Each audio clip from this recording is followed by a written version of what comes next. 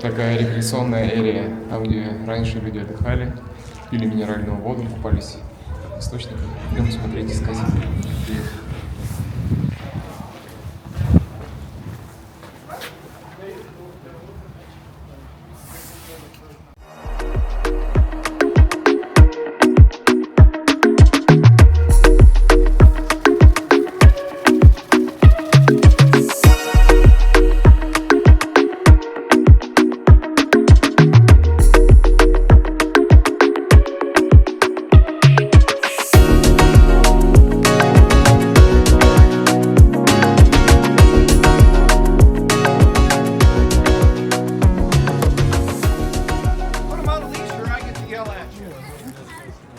Some people's kids. All right, so normally I like to start out to find out where everybody's from. But we got a huge crowd today, so I'm just going to yell out a place and raise your hand if you're from there. Who's from New York State? New Jersey? Connecticut? Any place else? Will's from Russia. Where? Russia. Russia. Welcome. That's a long commute. You're going to love this.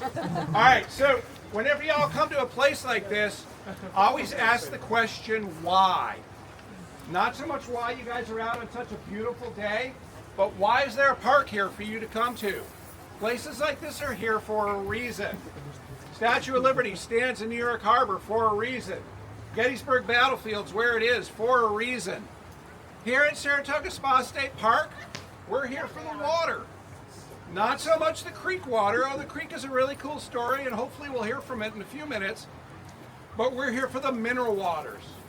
The mineral waters here at Saratoga are the only cold, carbonated mineral waters east of the Rocky Mountains.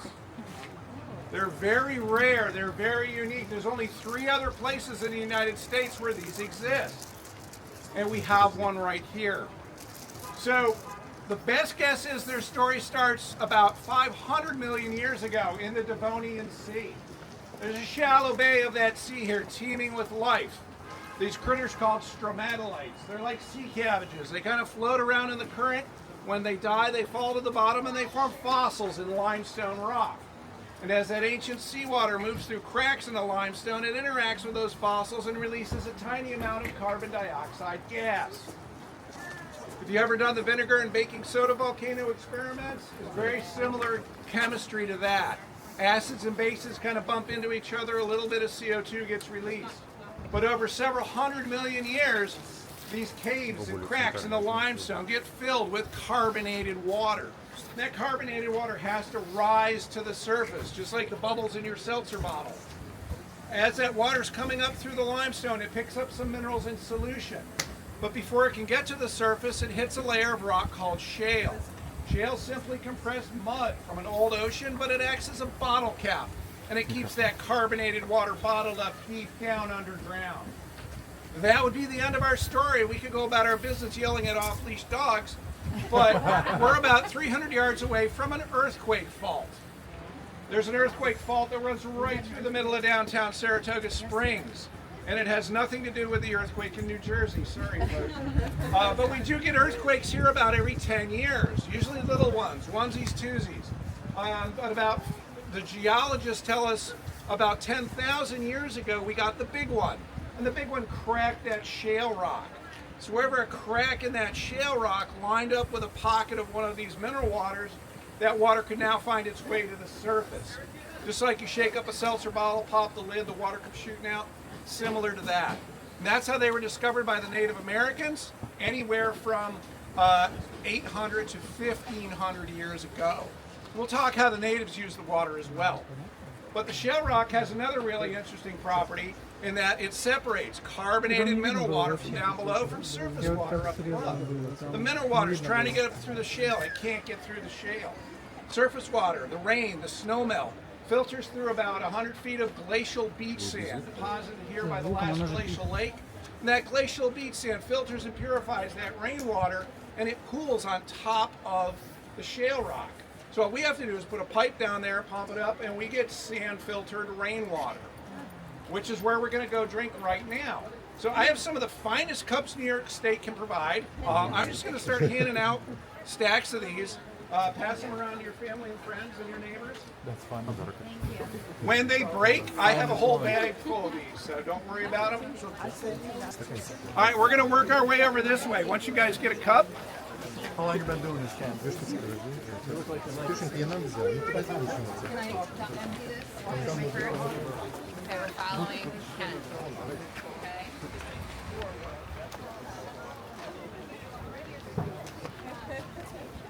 Yeah, it will, yeah. We're doing this water? No. Oh, yeah. guys, we got about 30 feet coming from here on the shore, so we're going to commandeer a couple of these spouts from y'all. Alright, so you're gonna have to compare it to other Thank water. you so much. All right, and you're almost done. So we're going to start over here, guys. Go ahead and grab a cup and just kind of gaggle around here, and we'll talk up what we're doing here, what we got going on. All right, we got one more open over here, folks.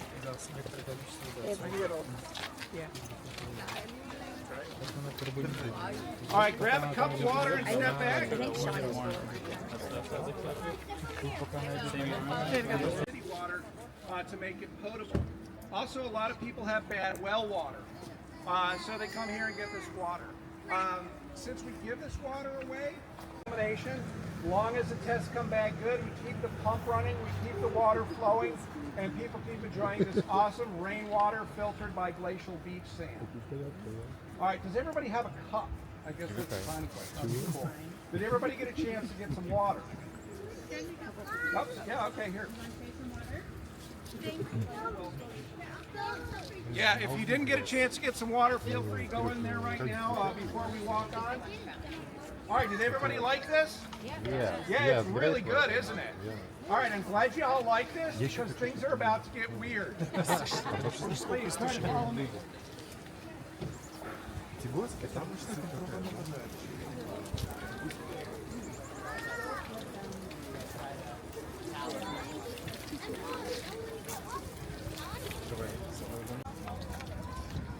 Если вкратце сказать, то экскурсовод сообщил, что это просто вода, отфильтрованная с гор через различные там, не знаю, пески, камни и все прочее. И она здесь, без всяких химикатов, она не продается, а просто раздается бесплатно, поэтому ее тестируют на инфицирование, заражена или не заражена, раз в месяц, поэтому ее раздают здесь бесплатно. А дальше идем смотреть минеральные источники.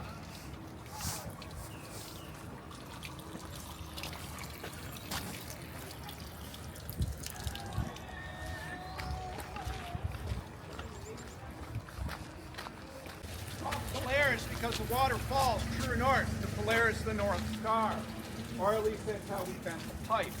But it's representative of the mineral springs here in that we have some brickwork and some plumbing. It was installed this way by New York State in the 1920s and enhanced by the Civilian Conservation Corps in the 1930s. And it presents the water for drinking. Since the mineral water comes out of the ground at 55 degrees year-round, not very good for bathing right here at the source. There's some misinformation going around the internet about the hot springs of Saratoga. Well, sorry to break it to you, there are no hot springs here.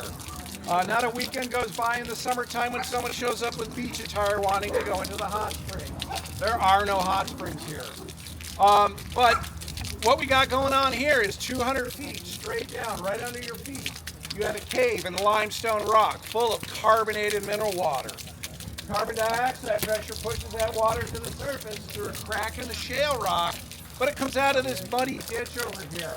It's kind of gross and nasty. And let's face it, this is Saratoga. Everything here is a little bougie, so they go ahead and put the plumbing in. There's an 8-inch diameter pipe that goes down 200 feet. Right before the surface, we take that 8-inch pipe, neck it down to ½ an inch, slap a 1/4-inch nozzle on it. So it's like putting your thumb in a garden hose. That's what makes the water shoot up 3 feet in the air. But it comes to the surface strictly through carbon dioxide pressure. There's no pump with any of the waters you're going to drink from now on. So what we're going to do is we're going to take a few minutes and we're all going to drink from Polaris. And we're going to talk about what we're drinking. So it's easiest to get the water as it's coming down. So go ahead and grab a cup and step out of the way for your friends to grab some too.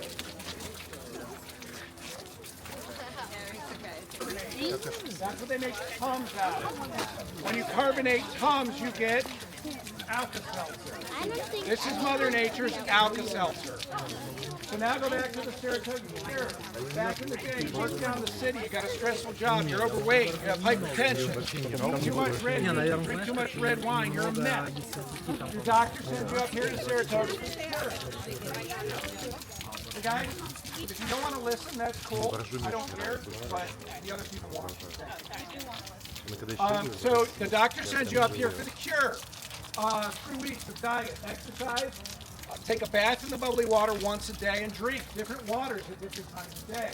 This is your bedtime water. This settles your tummy before you go to bed so you can sleep at night and your body can heal itself.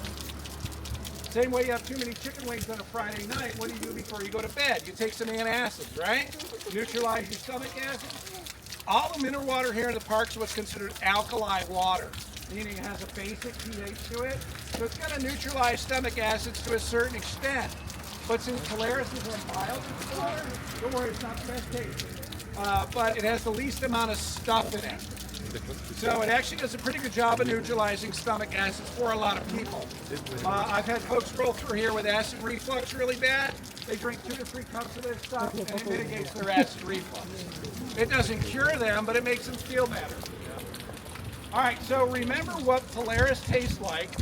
We're going to walk 50 feet and we're going to drink water that's 50 feet deeper. We're going to go from 200 feet here at Polaris to 250 feet at Saratoga Spring. So follow me.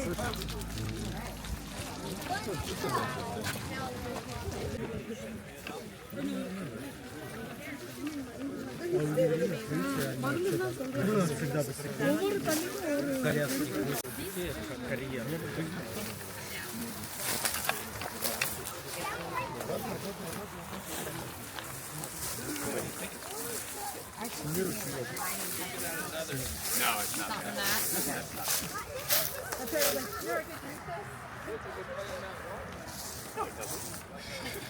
So it's tasting. My other son said the other one tasted like tacos. So, I mean, I don't know if they have the best palate for this. Tacos you feed your children. That's what I said. Like, I don't know if that means I'm a great cook Or not, yeah. All right. Everybody go ahead and grab a cup of Tallulah. The cool thing is Tallulah, even though we've only walked 50 feet, it tastes completely different than Polaris. Everybody taste the difference between the two? So not only can you taste the difference, but you can see the difference as well. As the water flows down the small hill, we see for the first time a rock called tufa, T-U-F-A.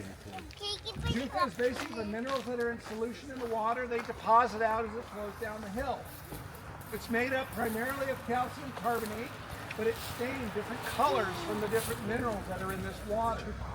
The orange and red, what do we think that is? Iron, right. A little bit more iron in here than we saw at Polaris. Further on down the far end of the Tufa Formation, you see a cream-colored element. That's our friend magnesium. This has about 77 parts per million magnesium in it, which is a fairly high amount. Your body's able to process that fairly readily. But these Tufa Formations are how the Native Americans discovered this area. The Mohawks kind of proved that they knew what water to drink when they had a tummy ache, what water to soak their foot in when they stubbed their toe and got an ouchie. And the Mohawks treated this as a gift from the Great Spirits directly to the Mohawk people, and it truly was. But the Mohawks had a big problem, is that they were allied with the British during the Revolutionary War.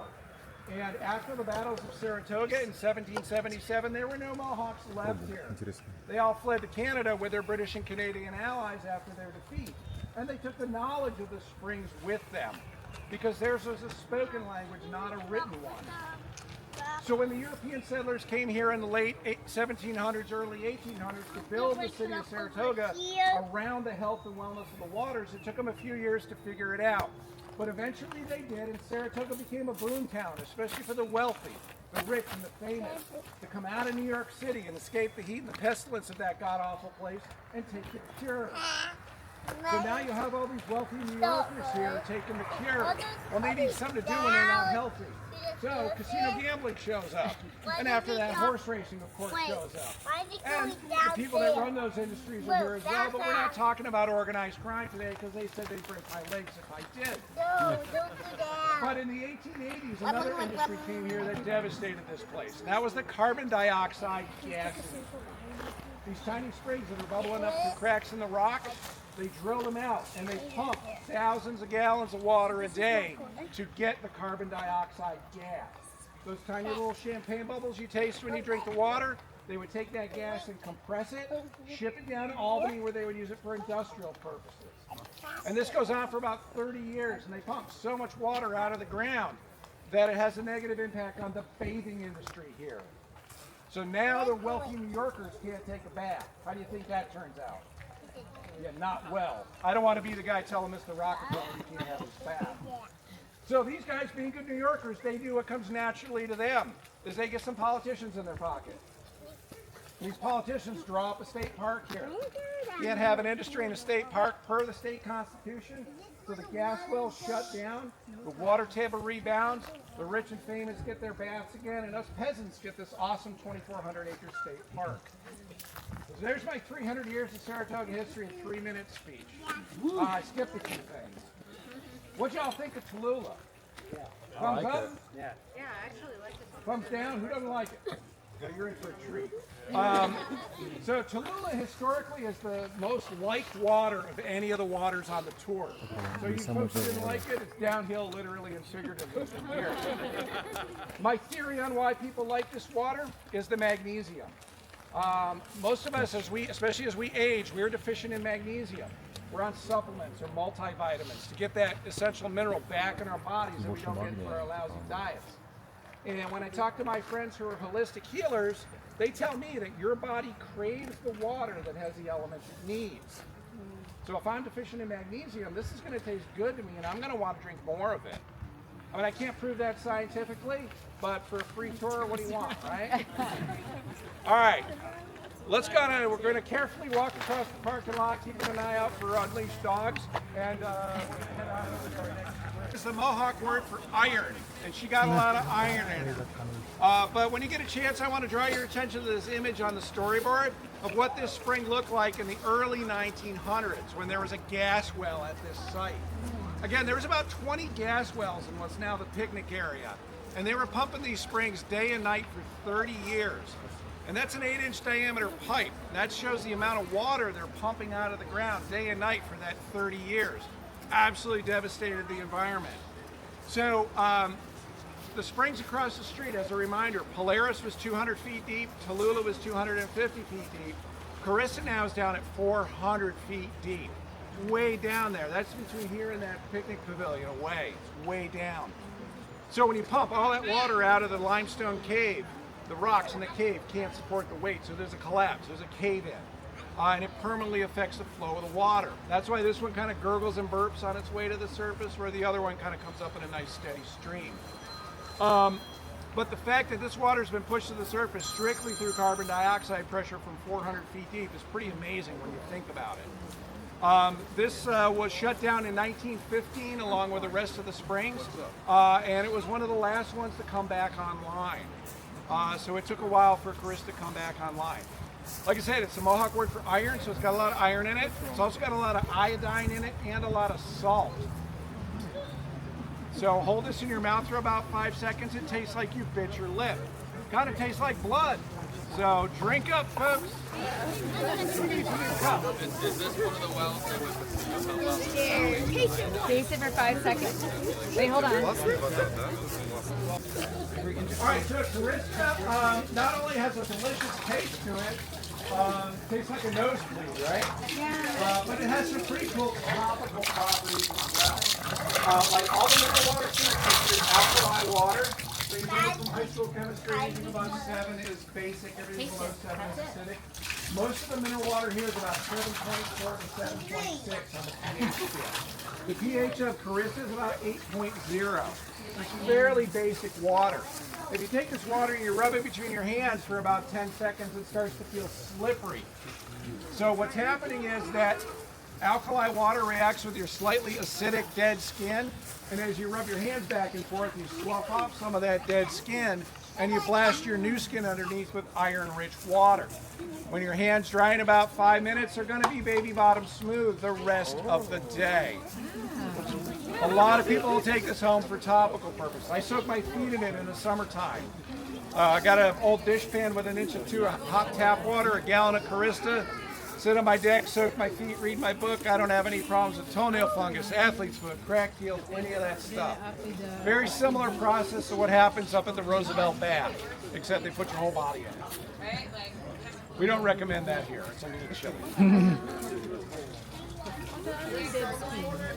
Give it away for free. We can't. Yeah, we can't. If we sold it, we would have to process it, and then process it, it ruins the chemistry. We used to sell it up until the 1970s, but the pesky Clean Water Act came through, and that just shut it all down. Yeah, it never stops. There's no switch, we don't turn it off. All right, I rubbed my hands. I need baby soft hands. All right, everybody, we got one more to go. All right, Thank you for bearing with me here.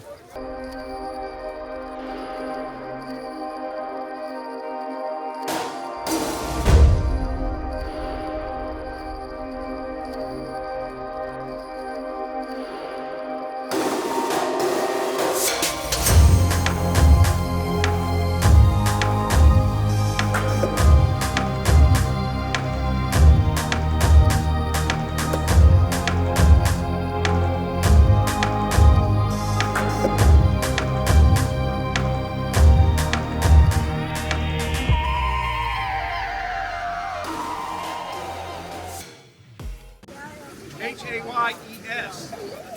Hayes Spring comes from about 300 feet deep, so it's a little bit shallower than Carista, but it's a completely different flavor to the water.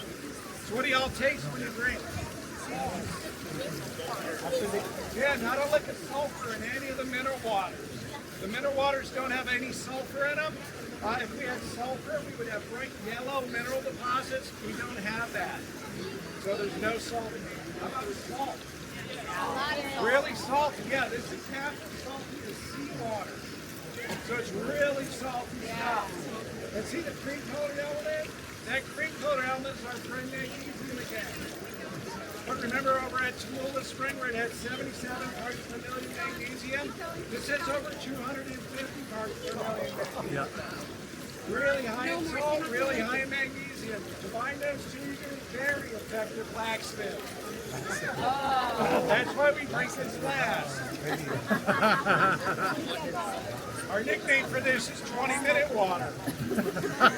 I'll let you explain what that means. But remember at Polaris, I talked about your bedtime water that settles your tummy before bedtime. This is your morning water. You drink this before breakfast, it gets your tummy going. Part of that gut health. But this water has some other stuff that gets everybody excited. It's the highest amount of lithium of any of the springs in the park. Lithium's often prescribed to mellow you out or like a mood stabilizer. But unfortunately, to get enough lithium to mellow you out by drinking the water, will send you to the bathroom for the rest of the day. It is not mellowing at all. So what we did is we installed a sniffer here. As the water comes to atmospheric pressure inside the spring house, there's a pool. The gas bubbles pop on the pool, and the column collects the gas, and it forces it out this 1-inch pipe. So you breathe in through this 1-inch pipe through your nose, you get the minerals right into your sinus cavity, right into your bloodstream.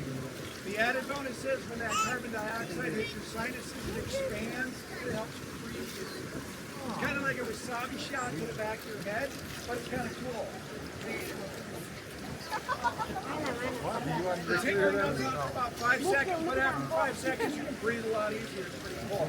So if you want to do that, great, knock yourself out. We'll meet on back over here and we'll finish up, okay? Are you doing it? Yeah.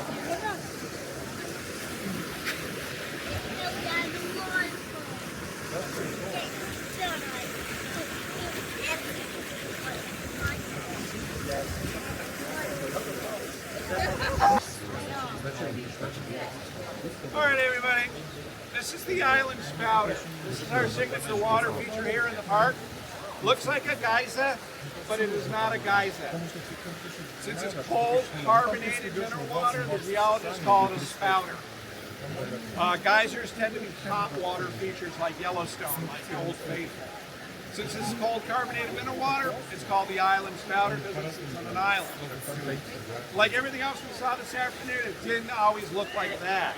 This is an image here of what this looked like back in the gas industry days when there was a gas well at this site. In the 1915 or so, this shut down as a gas well, and it rusted for about 10 years until we turned it into a park. Again, we took that 8-inch pipe, we nicked it down to ½ an inch. In this case, it makes the water shoot up 10 to 15 feet in the air. We then protect that ½ inch pipe with an 8-foot tall pyramid of creek rocks. And then we let it sit. So fast forward about 95 years, the little dimple on top of that rock where the water's coming out, that's the top of an 8-foot tall pyramid of rocks. Everything else is a mineral formation. Looks like we poured concrete on that. That's natural deposition of minerals. That's that tufa that we saw over at Saratoga Spring. But what's really cool about that thing grows 2 to 3 inches a year, which is pretty amazing. So it's going to keep growing unless we take action, and we're actually physically draining the water off the rock in that direction and growing that rock in that direction. So it's actually pretty cool. What's even neater is the water coming out of the ground right now probably hasn't seen sunshine in 500 million years. It's been down there a long time, chunking away, getting carbonated, picking up minerals in solution. And when the physical properties of that water are just right, it rushes to the surface for you all to see today. So when I asked that question about the beginning of the tour about why this park is here to protect this resource. That's why I'm here today. That's why Sam is here today to help protect these resources we have here. I mean, it's called Saratoga Springs for a reason, right? That's the reason right there. All right, that concludes the formal part of the tour. I want to thank you guys for being such a good crowd today. It's a big group, and it's hard to keep everybody focused and keep everybody together, but I appreciate it. If you got a little bit more energy left in you, about 200 yards upstream from here is another one of these huge mineral formations. The trail goes right through the middle of it. You can touch it, you can feel it, and it's really kind of cool. 100 yards upstream from that is a small waterfall, and a staircase goes up top of the hill, brings you right back down here to this small parking lot in about 20 minutes. It passes Orenda Spring at the top of the hill. If these springs weren't strong enough for you, and I'm looking at you guys rushing, Orenda will knock your socks off. It's got a lot of iodine in it. And it's got a sulfury smell to it from a little bit of outgassing from hydrogen sulfide. But again, no sulfur in the water. The last thing along here, if everybody wants a photograph with them with a spouter in the background, we'll try to make that happen as well. With that, I'm going to shut my pie hole and let you guys go about your business. I want to thank you. Thank you.